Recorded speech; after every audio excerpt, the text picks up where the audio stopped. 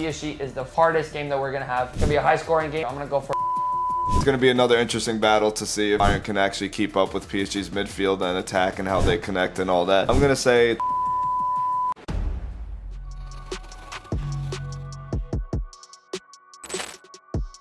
The biggest game of Bayern Munich season has officially arrived. Yes, of course, we're talking about their clash with PSG in the UCL. Lock that in. As Bayern fans, we already know what's happening. Bayern's absolutely gonna cook them.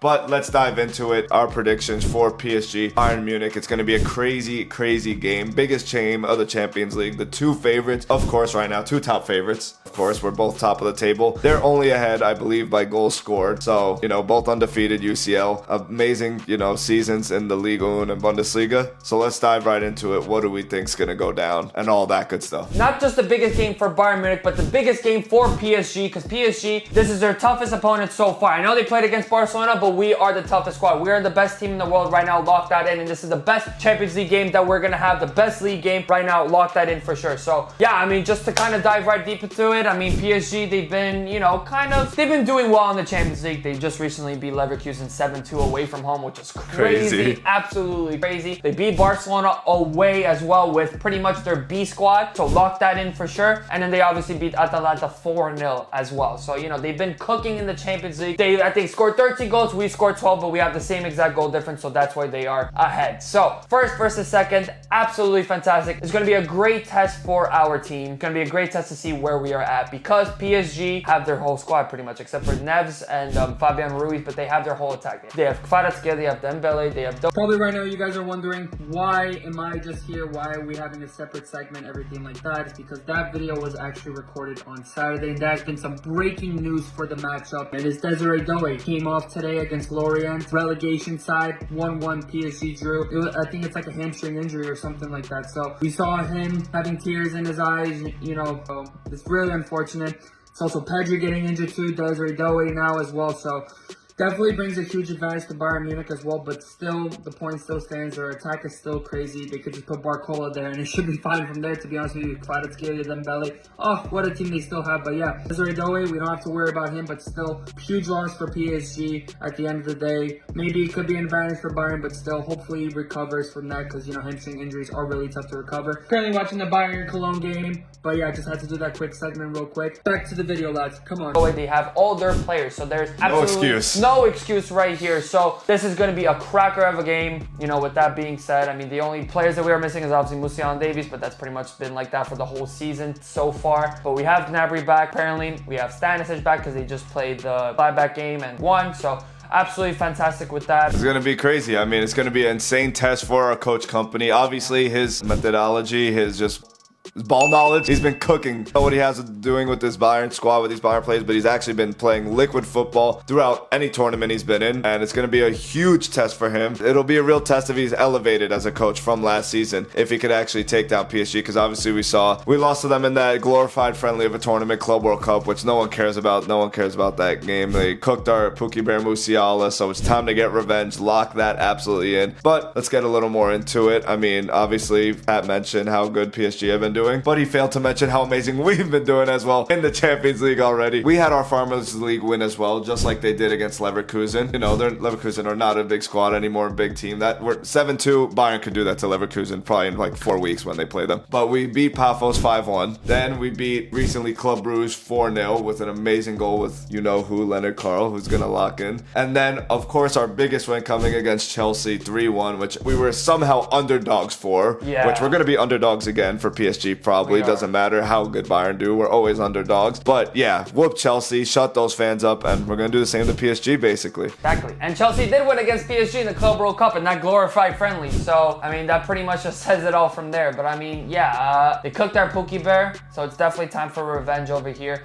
Definitely want to have a great start. We definitely had a good start to the UCL, but why not increase it? Because now our Champions League fixtures are a little bit more tough, you know, now, yeah, because for sure. now we had Pafos, we had Club Brugge, so we definitely got past Farmed. them, you know, we farmed. But I want to talk about some matchups for the game specifically. Konrad Laimer has been our unsung hero for Bayern Munich, and he's going to have a lot to deal with on that left wing that day. I mean, Doe, Dembele's probably going to drift out wide. Kvaratskhelia, of course, is there. It's just, he's going to have a lot on his hands, and Olise is going to need to track back and help him, no 100%. doubt. It's going to be absolutely crazy what's going to be happening. I mean, that battle, I'm salivating. I can't wait to see Konrad Laimer over there. Kimmich getting stuck in over there on the right-hand side. I mean, that's where all the danger is going to come from. Mentality. And do you think, I mean, Jonathan Tah or Upamecano, do you think they can handle Dembele and, I mean, all that attack? I do think Upamecano could definitely handle it. I mean, they pretty much played together in France, so I do think, you know, I think that adds a new advantage. But Jonathan Tah, I mean, I know he's been doing pretty solid, but haven't been really yet too convinced. I mean, maybe my standards are high, but, you know, as a Bayern Munich center back with the center backs that we've had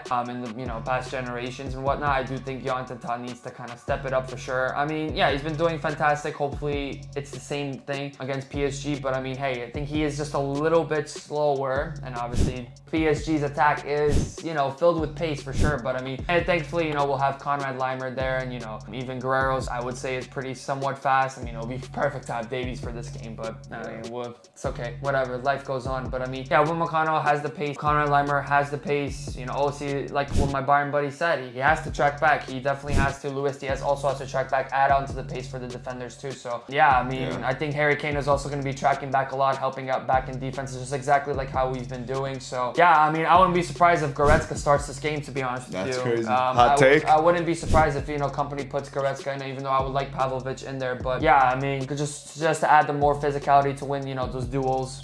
I see the vision. Essentially, so I wouldn't be surprised if he starts there. But I mean, yeah, definitely needs to be a really solid defensive performance. We've been defending pretty well, I would say, 100% in the Champions League. I know the goal that we conceded against Chelsea was very fluky. Like Jonathan Tah got like tackled by like I don't even know what. That made me crash out, and they scored off of it. But other than that, and other from like a Pavlos long shot, we've been doing pretty good in the Champions League regarding defending. But I mean, yeah, it's gonna be tough because they just got back and they scored 7 goals against Leverkusen, essentially. So really curious to see how we're gonna do. Jonathan Tah and Upamecano both need to lock in for sure. Lock that in. Yeah, I mean, I know the last time we played them in the Champions League, they're a whole different squad. They have a whole different mentality and everything like that. And even Kim got into the score sheet from there, and we're not even gonna start him. So I mean, unless if any injuries happen too, of course. But I mean, yeah, it's gonna be a tough game. Ligue 1, they've been kind of, I think they're second currently right now in this recording on October 25th, 2025. I know that they're second right now. Marseille's first, and I think Strasbourg is third. So, you know, it's been tight in Ligue 1. I know we've been kind of flying. We've been winning all games. Let's hopefully that win streak does continue. I mean,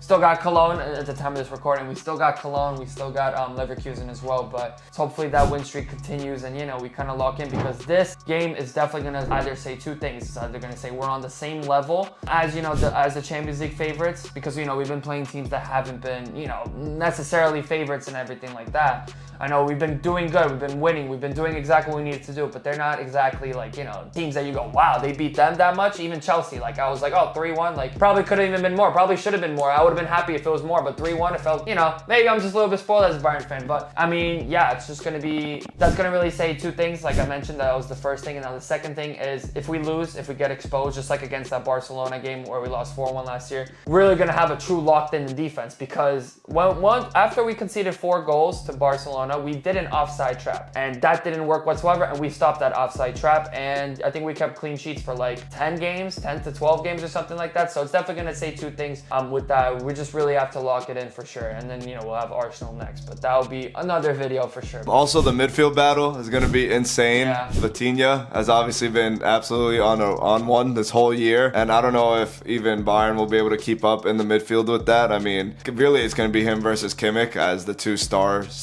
players in the midfield for both teams, and it's going to be another interesting battle to see if Bayern can actually keep up with PSG's midfield and attack and how they connect and all that. It's going to be interesting. It's going to be very, very interesting, all that stuff. PSG is the hardest game that we're going to have right now at that Parc des Princes, so it's going to be really, really tough. We always win there, if I'm going to be completely honest with you. So apart from like 2017 where we had Ancelotti in the team, but we've always won there, and I do think that we could definitely replicate that as well. But I mean, for me, I'm just going to go for a draw, if I'll be completely honest with you. I'm going to go for a 2-2 draw. That's what I'm going to do.